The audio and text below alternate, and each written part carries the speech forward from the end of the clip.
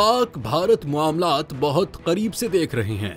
अमरीका का रद्द-ए-अमल। मकबूजा कश्मीर में पहलगाम वाक़े के बाद पाकिस्तान और भारत के दरमियान कशीदगी पर अमरीका का रद्द-ए-अमल सामने आ गया। अमरीकी महकमा खारजा की तर्जुमान टैमी ब्रूस ने प्रेस ब्रीफिंग में कहा कि पाक भारत मामलात को बहुत करीब से देख रहे हैं। जम्मू कश्मीर के मामले पर फौरी तौर पर कोई पोजीशन नहीं ले रहे। दोनों ममालिक के दरमियान सूरत हाल तेजी से तब्दील हो रही है। वजीर खारजा ने मजीद कहा कि पहलगाम वाक़े की मजम्मत करते हैं। हमले में मुलव्विस अनासिर को इंसाफ के कटहरे में लाया जाएगा।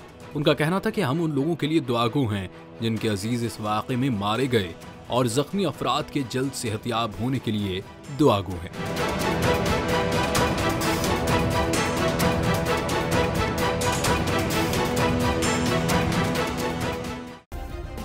सब्सक्राइब करें और बेल दबाएं ताकि कोई खबर रह न जाए।